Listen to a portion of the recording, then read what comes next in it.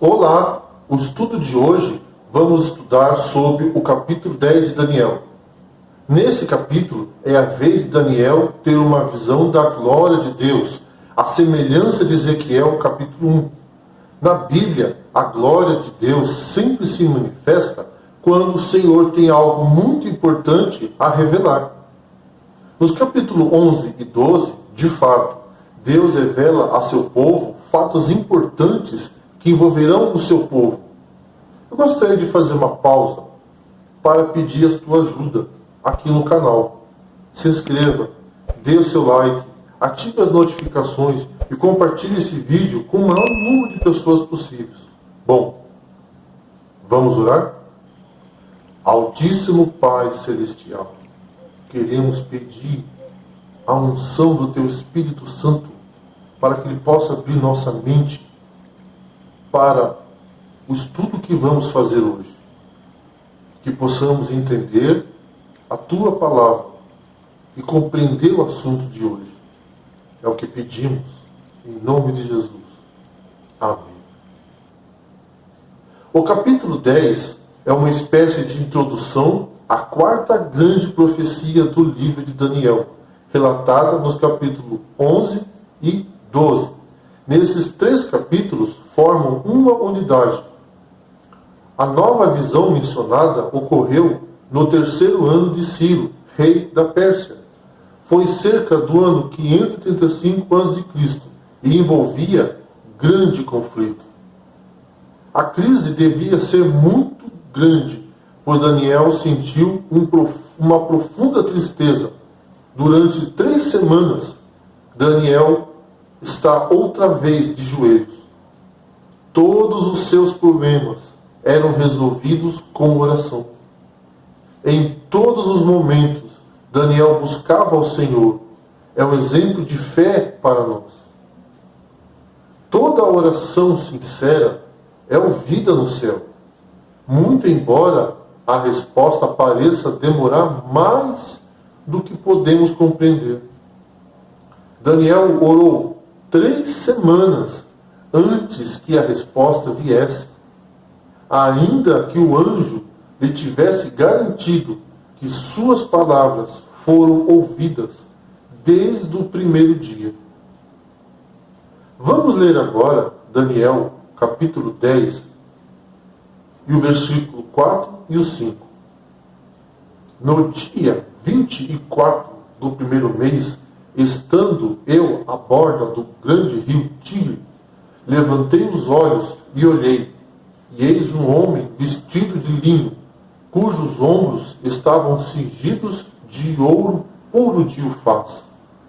O seu corpo era como o de berilo, e o seu rosto como um relâmpago, os seus olhos como tocha de fogo, e o seu braço e os seus pés brilhavam como bronze polido.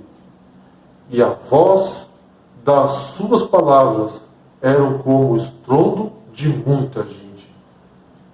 Assim, a glória do Senhor em Ezequiel, o homem vestido de branco em Daniel, é semelhante ao Filho do Homem visto no santuário celestial por João.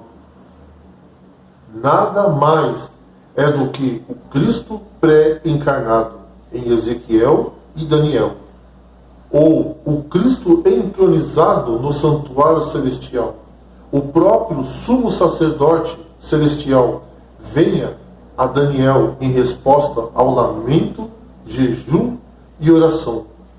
Além disso, a reação física de Daniel também indica uma teofania. Os homens que estavam com Daniel fugiram aterrorizados. Versículo 7. Daniel segurou-se e não restou nele força alguma. Verso 8. Nem sequer conseguia ficar em pé e acabou caindo em sono. Verso 9. Por 2 vezes o anjo lhe tocou para o restabelecer. Verso 10 e o verso 18. Mesmo após o primeiro toque, Daniel se levantou, tremendo e com dificuldade. Verso 10. E as suas palavras, ainda no verso 16 a 17, demonstram a dimensão do impacto físico da visão.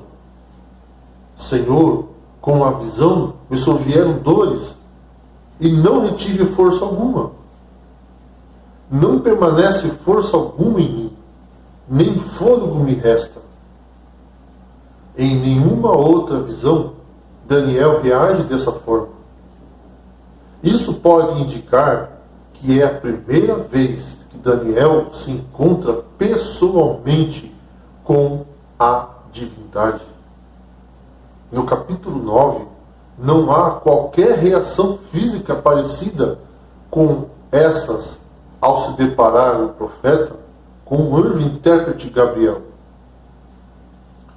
Daniel 9, versículo 21. No capítulo 8, quando Gabriel se apresenta, simplesmente fica assombrado e cai com o rosto em terra. Daniel 8, versículo 16. Nem de perto tem as mesmas reações do capítulo 10. Isso parece indicar, adicionalmente, que o homem vestido de linho não é nem Gabriel e nem outro anjo ou ser celestial, e sim um ser divino. É verdade que em Daniel 7, o profeta vê o ancião de dias e um como filho do homem. Porém, como ele mesmo descreve, isso ocorre num sonho em visão da sua cabeça. Por outro lado, em Daniel capítulo 10, a visão é mais pessoal e ele tem acordado. Embora os homens que estavam com ele nada viram, verso 7, eles perceberam a presença divina e saíram aterrorizados. Tal terror também sobreveio aos que estavam com Paulo na estrada de Damasco. Vamos ler agora Daniel capítulo 10, o versículo 10 e o 11. Eis que certa mão me tocou, sacudiu-me e me pôs sobre os meus joelhos e as palmas das minhas mãos. Ele me disse: Daniel, homem muito amado, está atento às palavras que vou te dizer? Levanta-te sobre os pés, porque eis que te sou enviado. Ao falar ele comigo essas palavras, eu me pus em pé, tremendo. É assim que no verso 10, o personagem que o acompanhará, Daniel, no diálogo até o final da visão, entra em cena. Então, uma mão tocou em mim, e me sacudiu e me pôs sobre os meus joelhos e as palmas das minhas mãos. Dessa forma, o sujeito do verso 11 é o mesmo que toca Daniel, o reanima e conversa com ele. A partir do verso 10, o homem vestido de linho irá ser mencionado novamente apenas no final da visão. Daniel capítulo 12, versículo 5 até o 7. Vamos ler Daniel capítulo 10, versículo 12 e 13? Então me disse: não temas, Daniel, porque desde o primeiro dia em que o aplicaste o coração a compreender e a humilhar-te perante o teu Deus, foram ouvidas as tuas palavras, e por causa das tuas palavras é que eu vim. Mas o príncipe do reino da Pérsia me resistiu por 21 dias. Porém, Miguel, um dos primeiros príncipes, veio para ajudar-me, e eu obtive vitória sobre os reis da Pérsia. Não há muito espaço para discussão, mas algumas considerações são essenciais. A primeira é quanto à identidade do príncipe do reino da Pérsia. Esse ser, como participante das hostes infernais de Satanás, que se opõe a Gabriel. Para Ciro havia outros títulos: grande rei, rei de Babilônia, rei das nações.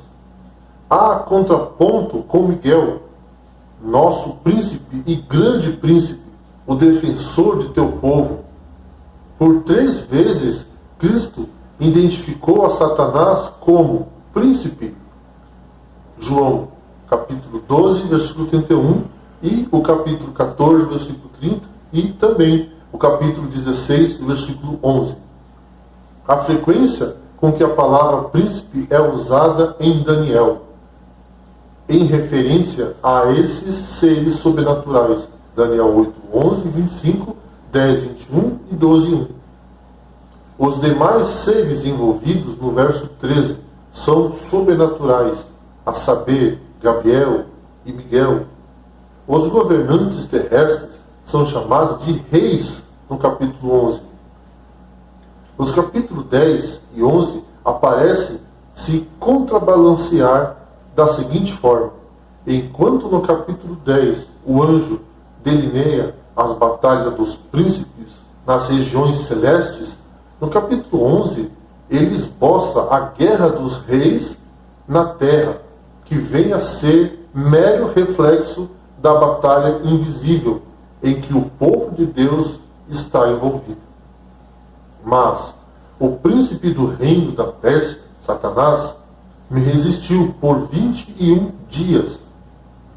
O que aconteceu foi que Satanás entrou em luta com o anjo Gabriel para impedir que ele dissipasse a escuridão e a mente de Ciro pudesse ser aberta e o rei da Pérsia tivesse a oportunidade de tomar sua decisão livremente.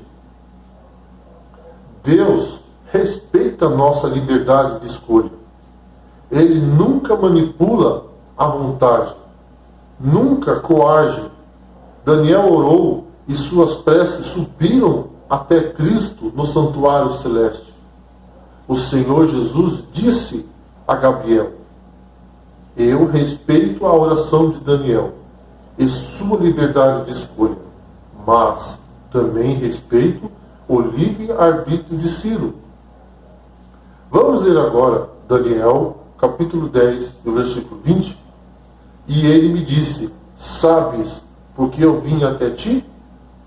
Eu o tornarei a pelejar contra o príncipe dos persas, e saindo eu, eis que virá o príncipe da Grécia. O peso dos argumentos aponta para a ideia de que o príncipe do reino da Pérsia é o representante satânico que atrasa a chegada de Gabriel, se interpondo em seu caminho, e que somente com a vinda do poderoso Miguel é derrotado. Quanto à identidade de Miguel, algumas observações seguem. Judas atribui a Miguel o título de arcanjo, ou seja, o primeiro anjo ou anjo principal. A única outra ocorrência bíblica de arcanjo acontece em 1 Tessalonicenses, capítulo 4, versículo 16, onde os mortos ressuscitam à voz do arcanjo. É interessante notar que o apóstolo João já havia afirmado em seu evangelho: porque vem a hora em que todos os que estão nos sepulcros ouvirão a sua voz,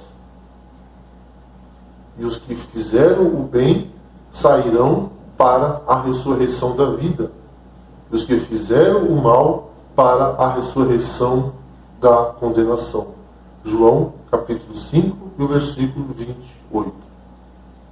A partir da leitura desses versos, a implicação é evidente. Miguel, o arcanjo, é Jesus Cristo, cuja voz ressuscita os mortos. A atividade de Miguel no Antigo Testamento já fica clara na passagem de Judas, capítulo 1, versículo 9. Ali, Miguel, o arcanjo, contende com o diabo a respeito do corpo de Moisés. Também, num contexto de ressurreição, a identidade de Miguel no Antigo Testamento parece se coadunar com aquela apresentada no Novo Testamento. Primeiramente, em Daniel 10, versículo 13, Miguel é chamado de o príncipe dos primeiros príncipes, ou o príncipe principal, um título que muito bem equivale a arcanjo, empregado por Judas em relação a Miguel no Novo Testamento. Em segundo lugar, Daniel, capítulo 10, versículo 21, atribui a Miguel a designação de vosso príncipe. Em Josué, capítulo 5, há instrutiva aparição de um ser que se denomina príncipe do exército do Senhor. Josué 5, versículo 14. A divindade desse ser fica implícita nas ações de Josué, que se prostrou com o rosto em terra e o adorou. Josué 5, versículo 14. E na ordem do homem, descalça os sapatos dos teus pés, porque o lugar em que estás é santo. Josué 5, versículo 15.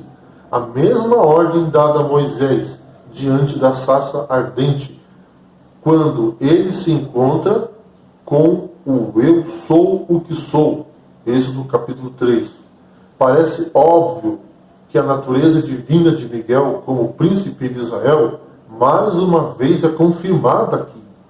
Em terceiro lugar, a fim da profecia do capítulo 11, Miguel, o grande príncipe que protege os filhos do teu povo, se levanta para livrar o povo de Deus. Daniel, capítulo 12, e o versículo de 1 a 4. Tendo em vista o quadro acima, pode-se afirmar que Miguel e Cristo são títulos diferentes para a mesma pessoa. Assim, o anjo do Senhor, ou príncipe do exército do Senhor, é Cristo acompanhando de perto o seu povo no passado. Ele é o ser que batalhou por Israel contra seus inimigos. Depois de fortalecer e animar Daniel novamente, verso 19, Gabriel faz suas últimas declarações antes de iniciar a revelação do capítulo 11. A batalha envolvia o próprio futuro do povo de Daniel, incluindo o futuro do santuário, que estava ameaçado pela circunstância que o rodeavam. Esse pensamento parece ser confirmado pela menção da vinda do príncipe da Grécia e a impressão de que o combate continuaria, mesmo que com personagens diferentes. O último verso do capítulo, verso 21, marca o caráter da palavra da visão final do livro.